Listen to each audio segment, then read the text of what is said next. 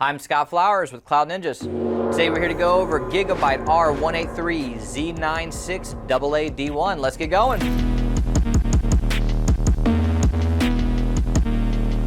Hey, thanks for stopping by today to learn a little bit more about the Gigabyte R183-Z96-AAD1. Do us a favor if you find anything that helps you in this video, click that like, smash that subscribe. All right, so what we're going to do in this video as a whole is we're going to do a deep dive, so to speak, on the hardware and cover the general specs for the CPUs, the RAM, the drives, the supported operating systems, the network cards, the RAID controller. So let's just hop into all the fun stuff. All right, let's start with the CPUs. There's going to be two CPUs inside. They are AMD EPYC. It's going to be the Genoa 9004 or the AMD Turin 9005. Now, what I wanted to highlight is that this was originally built to be the Genoa, the 9004 series, and then the Turin came out not too long after, and the socket is the same. It's an SP5 socket, so both CPUs are compatible. Now, you do need to note that because this was originally set up for Genoa, not all the Turins are compatible. The bulk of them are,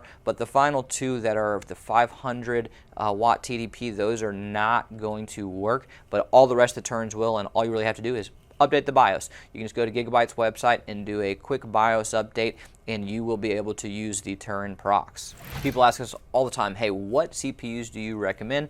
And really it depends on a number of factors, your application, your budget. Do you want more cores or do you want faster speed? Do you want the combo of both? What are you looking for? And that's really what will kind of lead you down the journey to pick what CPUs you like. But we break it down into three categories: our low end, our value, and our high end. And even right now, as you look at it, some of the low end cost more than some of the others just because the speed is so nice on some of them. So a few that I personally recommend are going to be the 9274F, the 9474F on the Genoa side, and the 9275F and the 9475F on the Turin side. Those are some of my personal favorites just because of the overall speed that you're going to get with them. So those are some great choices, but again, there's a lot of great options in this series as a whole, and you can max out by putting in two 128 core CPUs. That's going to be the 9754 on the Genoa side. Unfortunately, on the Turin side, the 128 core is right when you get to the TDP problem, so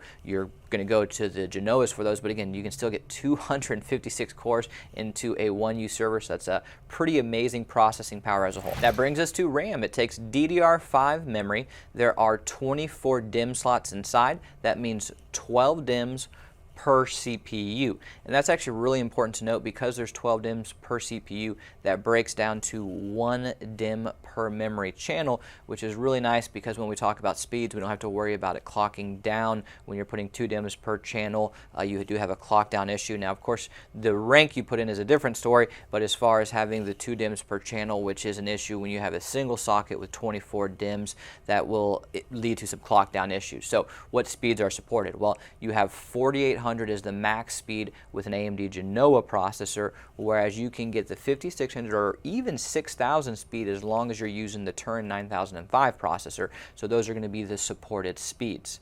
What about the sizes? Well, you can go as low as a 16 gig, a 32 gig, a 48 gig. Yes, that's a weird one, but they have it. A 48 gig, a 64 gig, a 96 gig, or all the way up to 128 gigabyte, which means, yes, you can put 3 terabytes of RAM into this box. So again, you could put all the way up to 256 cores and 3 terabytes of RAM. So this makes it a pretty beefy solution for a 1U server. And one last important thing to note that I almost missed is what type of RAM can you use? Well, this is ECC Registered. When you get into DDR5 world, load reduced is gone. Goodbye RDIMM. So ECC Registered is going to be your real choice when you get to the big boy systems. There's still some of the ECC unbuffered and non-ECC when you go like to some of the desktops or workstations, but those are not going to be what we're talking about. We're talking about the big boy EPYC procs. So you're looking at ECC Registered DDR5.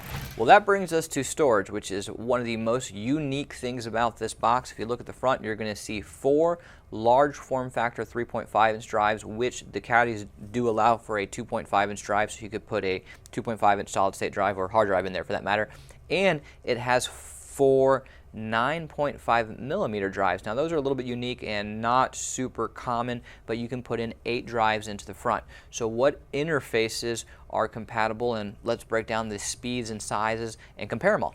So the interfaces that you can use a, and this is going to the 2.5 inch drives and the 3.5 inch drives, you can use a SATA solid state drive, a SAS solid state drive, a NVMe solid state drive, a SATA hard drive, or a SAS hard drive. So those are going to be your overall choices. So what has the fastest speeds? Well, for the SATA, you're going to get 6 gigabit per second. That's going to be the slowest on the solid state drive side. You're going to get 24 with SAS, and you're going to get 32 with NVMe. So yes, that means these are PCIe 5.0 ports. So that is one of the good benefits, is that the drive bays in the front are U.2 or U.3, and they can do PCIe 4.0 or 5.0. Now with 4.0, you're only going to get 16 gigabit per second, so it's going to be slower, but with 5.0, you can get 32 gigabit. And I did want to pause right there just to say, oh, so if I do a 16 gigabit PCIe 4.0 NVMe, that must be slower than the SAS because it's 24. No.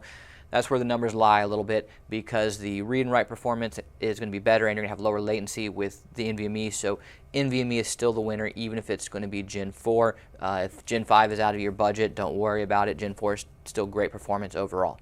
Now when we go to the hard drive, SATA is going to be 7.2K revolutions per minute. So keep in mind, it is a spinning disk, so it spins around 7,200 times per minute.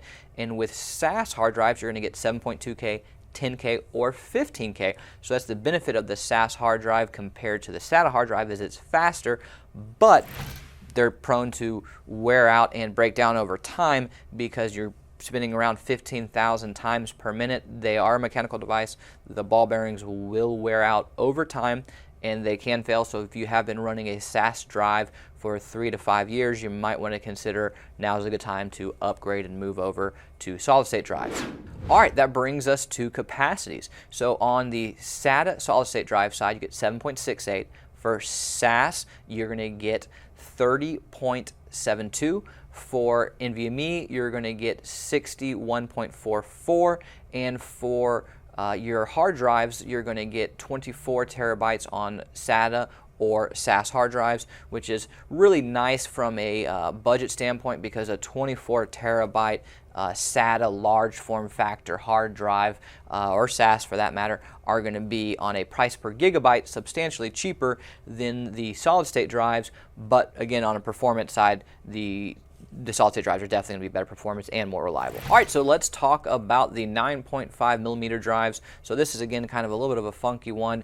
These are going to be 3 different interfaces. You're going to have NVMe, SAS, or SATA, and it's technically SAS 4 for that matter, but for those it's going to be the same speeds that you were looking at before, which is going to be 6, 24, and 32. And that means, again, Gen 5, which is nice for the NVMe.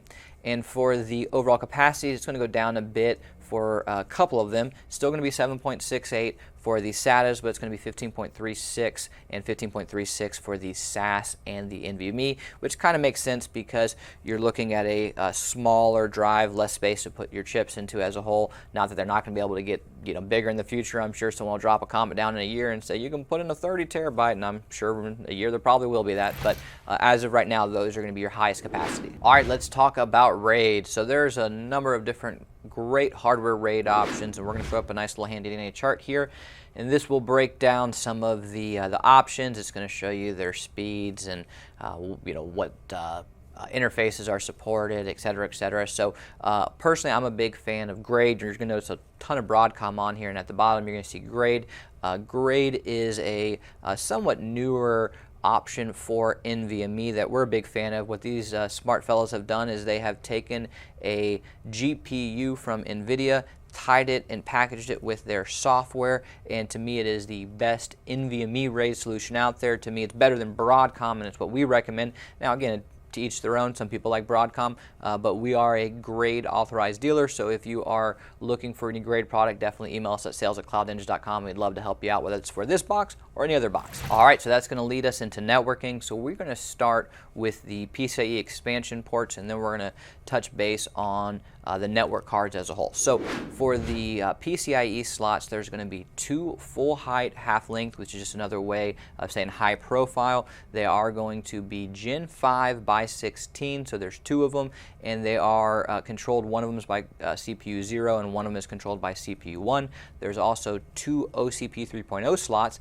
and those are also Gen 5 by 16, and one of them is controlled by CPU 0 and one of them is controlled by CPU 1. So if you're only using one CPU, you could technically still throw in one OCP and one PCIe card, so that would be what you could get if you were only using one CPU, and hopefully that helps someone down the line. So let's talk more about the network card. So what interfaces can you use? Well, you have RJ45, which is just another way of saying Ethernet. That's what you would use at your house. That would be for a home lab guy. You also have SFP, SFP+, SFP28, QSFP, QSFP+, QSFP28, QSFP56, and good old school fiber channel. So those are the different interfaces you can use. Well, what about the speeds? Well, you can go as low as 1, 10, 25, 40, 100, or all the way up to 200. And if you're using fiber channel, you can get 8, 16, or 32.